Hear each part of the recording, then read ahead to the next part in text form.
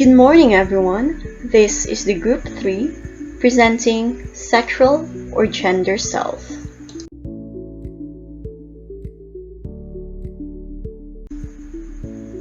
This is the outline of the presentation. Number 1. Historical perspective. Number 2. Biological perspective. Number 3. Evolutionary perspective. Number 4. Psychological perspective. Number 5. The human sexual response cycle. Number 6. 3 phases of romantic love. Number 7. Styles of love. And lastly, triangular theory of love.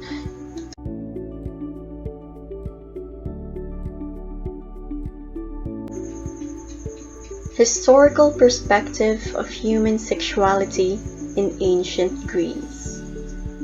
Rape, usually in the context of warfare, was common and was seen by men as a rite of domination. Rape in a sense of abduction, followed by consensual lovemaking, was represented even in religion. Zeus was said to have ravished many women. In ancient Greece, the male symbol is viewed as the symbol of fertility. This finds expression in Greek sculpture and other artworks. One ancient Greek male idea of female sexuality was that women envied penises of males. Wives were considered a commodity and instruments for bearing legitimate children. They had to compete sexually with the eromenoi, an adolescent boy who is the passive partner in a homosexual relationship. The heteros, a type of prostitute in ancient Greece, who served as an artist, entertainer, and talker aside from sexual service, and the slaves in their own homes. These are the types of people the wives have to complete sexually. Also, women were considered as objects to be possessed and were forbidden to own a property and had no legal rights.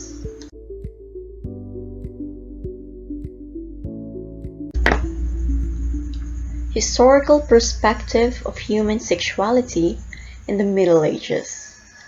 The Church decreed that all sexual acts that do not lead to procreation were considered evil. Women were labeled either as a temptress or a woman of virtue. There was a lot of teaching and a lot of preaching about how dangerous lust was, and that the people, especially women, were very likely to fall into temptation. Now, the clergy themselves in Western Europe, and particularly after the 11th century, were unmarried and were supposed to be chaste. We all get this literature written by men who were not married and who were supposed to be avoiding women. So of course, they are going to write about how women pose a temptation. When people go through life unable to have sex, even if it is by choice, they may still feel frustrated or tempted. If it's not by choice, all the more they are going to feel frustrated or tempted. They are going to write about their temptations and work it out in literature. That's a very pop-Freudian sort of explanation. But this is a big part of what's going on because people are concerned with what creates personal worries for them.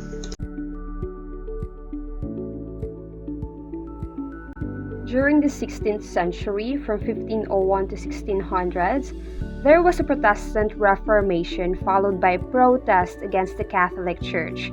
If you need a refresher in this, I recommend going back to your history class or researching it in the internet. Anyway, Protestantism is a form of Christianity that arose during 16th century Reformation as a reaction to what its adherents saw to be faults in the Catholic Church, such as the belief that sexuality is a natural part of life and that priests should be free to marry. As a result of this movement, we can see that individuals are becoming more frank about gender and sexuality, particularly among priests. They feel that, like other people in society, priests can have their own family. Aside from that, they believe that sexual closeness that does not necessarily lead to procreation is not inherently bad because it deepens the link or connection between the couple. As a result, they believe that sexual intimacy that does not result in procreation is not entirely evil and is not necessarily a sin. We can see that at this point in time, there were also people who held opposing views to what was considered normal at that time. And these movements paved the way for people to become more open about topics of gender and sexuality. On the other hand, during the 17th and 18th centuries, a group known as the Puritans, who were dissatisfied with the Church of England, rallied for a theological, moral, and societal reform, and they viewed sexual actions outside of marriage to be a sin in their movement. As a result, this is one of the movements that led us to believe that premarital sex is sinful and therefore it was condemned by society. As a result, we make every effort to avoid engaging in such behavior. So you can see why we hang onto certain notions even up today.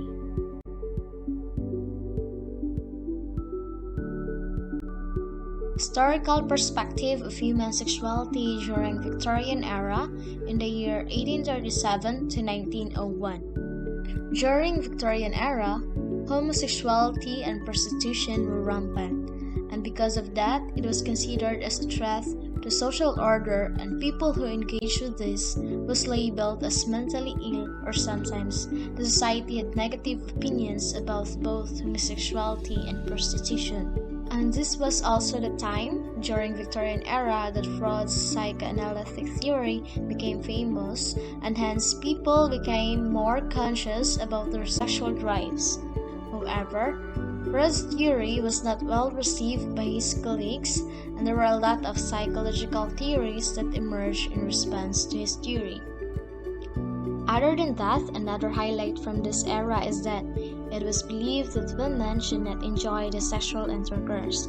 Women must be virgins and were expected to remain innocent and free from any thought of love or sexuality until after they had received a proposal.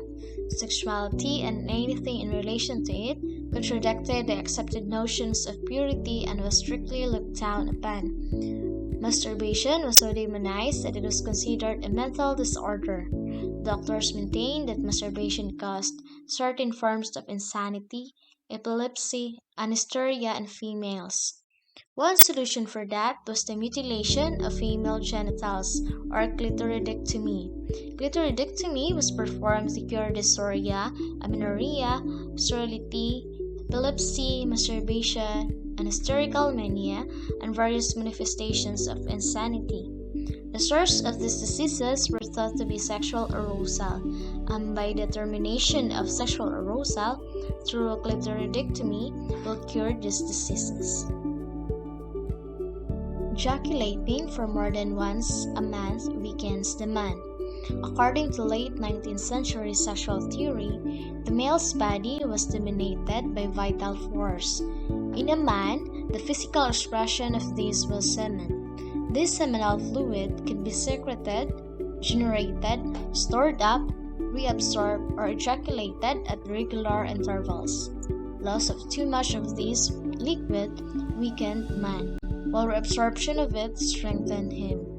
Because man was dominated by a strong sexual drive, his challenge was to try and control it, so as not to weaken himself or harm others.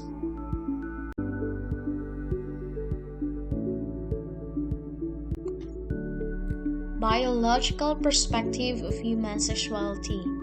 So there are two types of sex characteristics. Primary sex characteristics, sexual organs present at birth and directly involved in human reproduction. Secondary sex characteristics, sexual organs and traits that develop at puberty and are indirectly involved in human reproduction. So we have a table here, a summary of changes in secondary sex characteristics. So for male, voice becomes lower, hair growth on chest, face, underarms, legs, and pubic area, increase in muscle size, and skin becomes oily and pores enlarge. For female, breast enlarge, hair growth in underarms and pubic area, hip widens, skin becomes oily and pores enlarge. So now let's move on to the evolutionary perspective of human sexuality. So from the perspective of evolutionary psychology, beauty is not just something that we use for attraction, but rather we prefer things or we prefer people or animals. So in the case of animals, they prefer mates who are considered beautiful since it is their evolutionary standard. So if you are together with a partner, for example, think of yourself as an animal right now and you're looking for a partner, so you will look for the best possible partner for you since you want to survive or you want to be able to have offspring or children. Because if you're going to be partner with someone who is, say for example, physically unhealthy or mentally unhealthy, then from the evolutionary standpoint, there's a lower chance for your kin to survive. Hence, it makes sense that we go for people who we think are physically attractive because from the evolutionary standpoint, we also think that we are more likely to survive if we go for someone who is strong and someone who is capable of reproduction. Specifically, there's a preference for a female with large breasts because such is connected with nutrition and we want our offspring to survive. That's why there's a preference for females with these characteristics.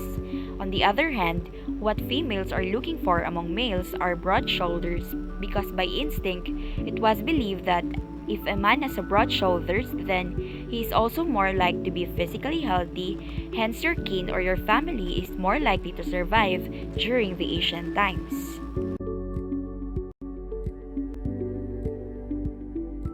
Psychological perspective of human sexuality. There are three main concepts of this topic. The first one is gender roles. These are cultural, behavioral expectations for males and females. Gender roles in society is how we are expected to act, speak, dress, groom, and conduct ourselves based upon our assigned sex. For example, girls and women are generally expected to dress in typically feminine ways and be polite, accommodating, and nurturing. Men are generally expected to be strong, aggressive, and bold. Every society, ethnic group, and culture has gender role expectations, but they can be very different from group to group. They can also change in the same society over time. The second is gender typing. It is the process in which people learn gender roles. As children get older, they learn about themselves, who they are, how they are supposed to act, and what it is appropriate gender-specific behavior.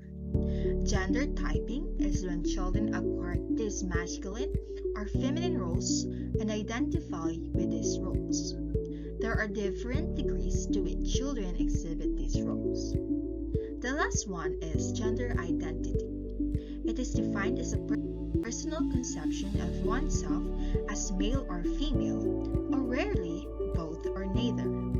Gender identity is in nearly all instances is self-identified as a result of a combination of inherent and intrinsic or environmental factors.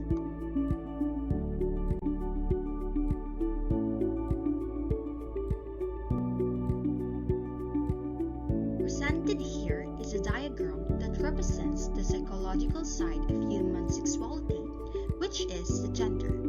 Gender is defined as a psychological aspect of being masculine or feminine, and it is influenced by culture, individual personality, and self-identity. It is how we express a sexual identity according to socially determined roles. The first factor that influences gender is the biological influence. Biological factors play a huge role in shaping children's physical development. For instance, boys and girls are born with distinctive sexual organs and become further further differentiated when secondary sexual characteristics emerge upon puberty. Naturally occurring chemical messenger compounds in the body, known as hormones, are responsible for coordinating the appearance of these physical differences. Gender is also influenced by the environment. These are parental influence and cultural expectation to adhere to gender roles. Lastly, gender is influenced by culture. Expectations about the attributes and behaviors appropriate to women or men and about the relations between women and men. In other words, gender are shaped by culture. Gender, like race or ethnicity, function as an organizing principle for society because of the cultural meaning given to being male or female.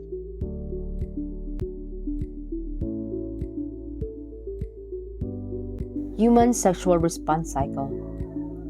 It refers to the structured series of changes the body goes through physically, psychologically, and emotionally when becoming aroused and engaging in sexual activity. In 1966, William Masters and Virginia Johnson proposed a 4-stage linear model of human sexual response based on some 10,000 recordings of changes in participants' physiology. From this data, they identified 4 successive, hence linear stages. First is the excitement stage. It is a combination of desired and arousal phase. Second is the plateau. Third is the orgasm. And lastly, the resolution. First, we have the desire phase, which is more psychological than physical and characterized by sexual cues and fantasies. Eventually, it will be followed by physical changes in the body and enter the arousal stage. So this arousal stage is a subjective sense of sexual pleasure and physiological signs of sexual arousal. So in males, it is called the penile tumescence, an increased flow of blood into the penis, whereas in females, it is called vasocongestion, where blood pools in the pelvic area leading to vaginal lubrication and breast tumescence or erect nipples. Third, we have the plateau phase, where intensification of the responses from the excitement phase occurs, like breathing, blood flow, and heart rate continue to increase and stabilize. Muscle tension increases and may extend to hands, feet, face, and other areas of the body. In women, as blood flow increases, the vaginal walls darken and the clitoris becomes increasingly sensitive. The vagina expands and the uterus becomes fully elevated. The Bartholin glands produce additional lubrication in and around the vagina. In men, the testicles are drawn further into the scrotal sac and preseminal fluid from Cowper's glands may be secreted at the penile opening. Next, the orgasm phase. It represents the peak or sexual climax of excitement, though not all men and women necessarily reach this stage. Orgasm is marked by involuntary, rhythmic muscle contraction throughout the body, as well as a sense of euphoria and a feeling of tension relief. Women experience contraction of the pelvic muscles surrounding the vagina and uterus, followed by release of built-up muscle tension. In men, ejaculation or orgasm has 2 stages of autonomic response. In the first, it is known as emission, where the vas deferens, seminal vesicles, and the prostate trigger the urethral bulb to expand with seminal fluid, with internal sphincter contraction, closing the bladder neck to prevent urine leakage. In the second, expulsion, where the muscles surrounding the base of the penis contract, propelling semen externally. After experiencing the climax of the sexual activity, one will reach what we call a resolution phase or decrease in arousal after the orgasm. So this particularly happens in men, and this period is known as refractory period, wherein a person is not capable in engaging such behavior for a certain period of time, and that extends as one grows older.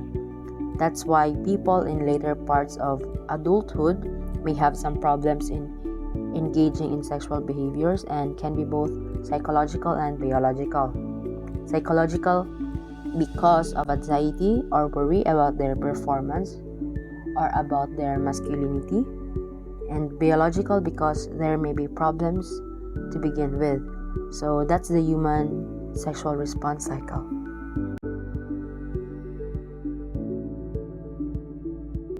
This next topic is about love and attraction.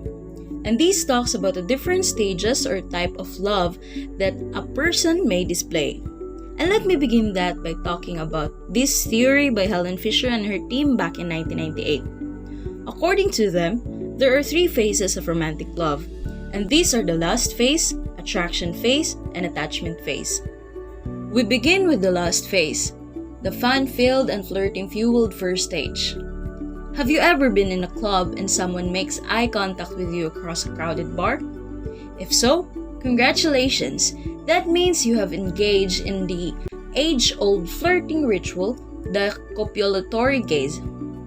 This intimate eye contact ignites an animalistic part of the human brain, giving us 2 choices, to approach or retreat.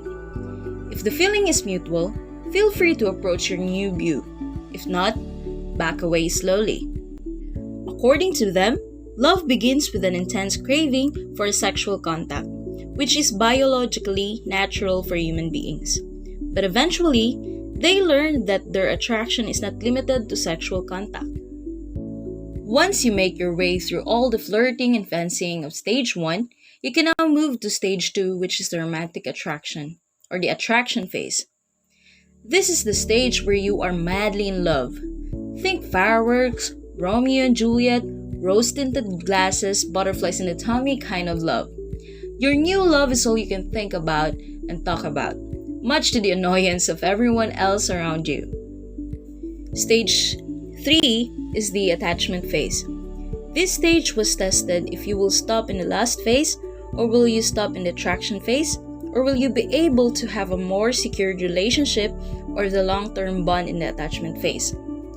This attachment is influenced by a lot of things.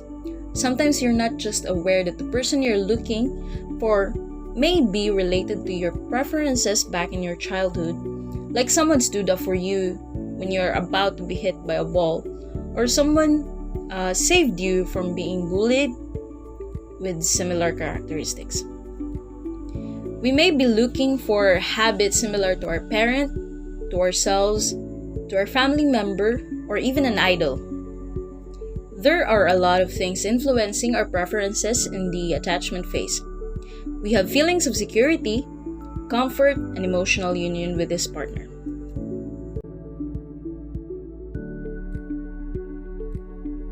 Now, let's talk about another theory, the John Lee's styles of love. According to him, there are different styles of love characterized by different attitudes. The first is called Eros.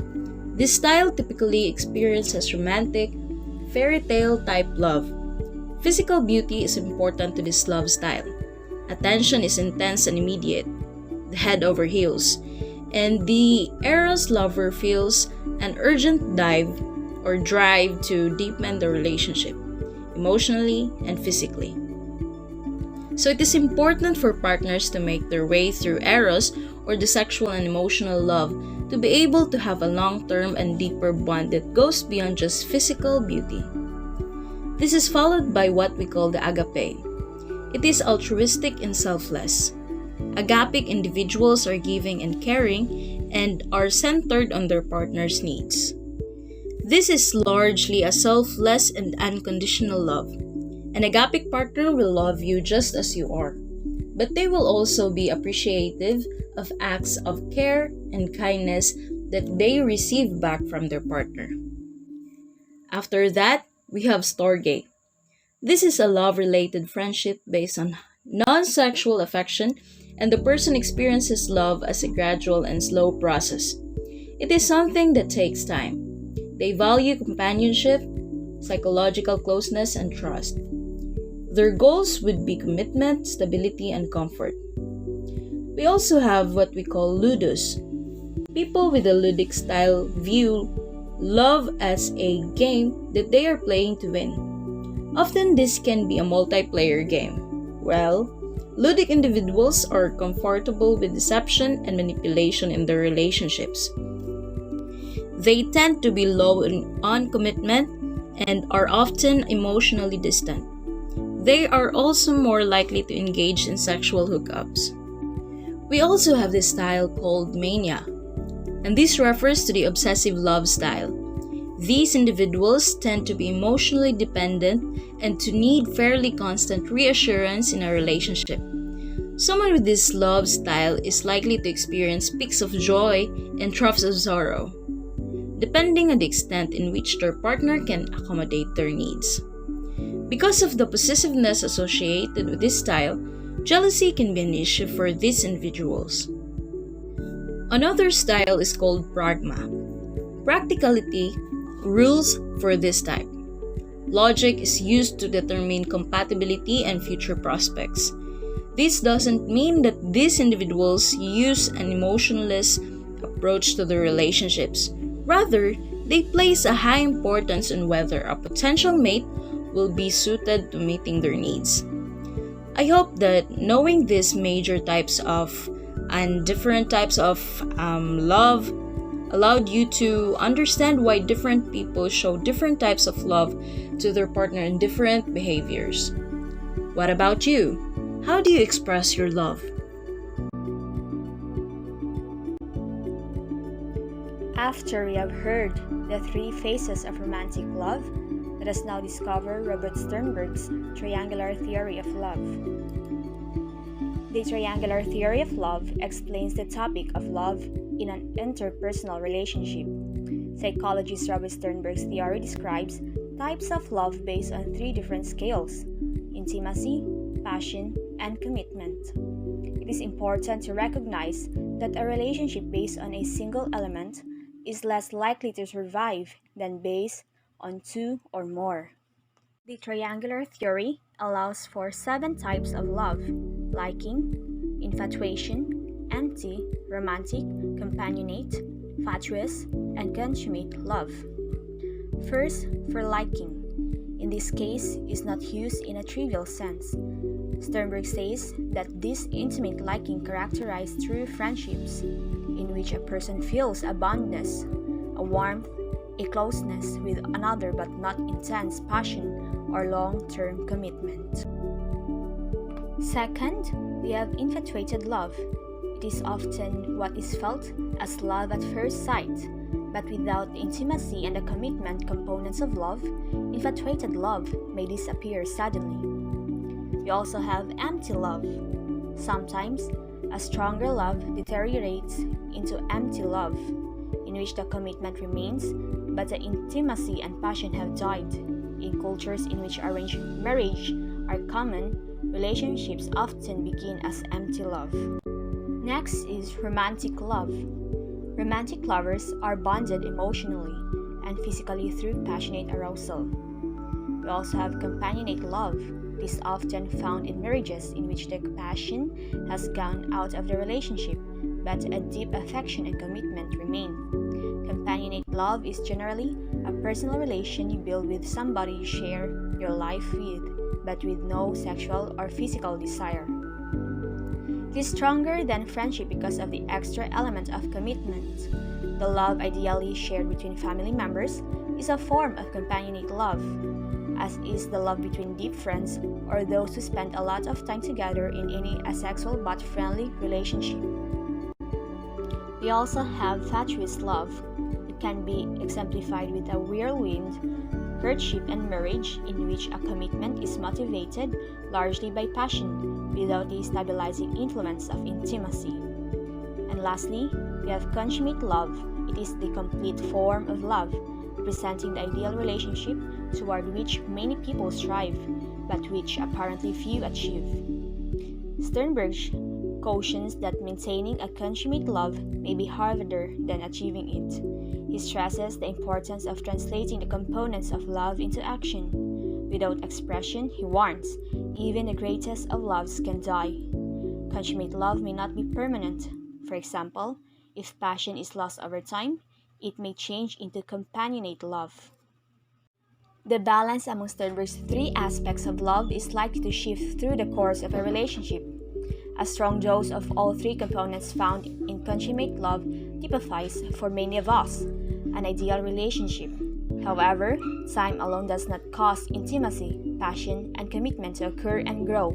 Knowing about these components of love may help couples avoid pitfalls in the relationship, work on the areas that need improvement, or help them recognize when it might be time for a relationship to come to an end.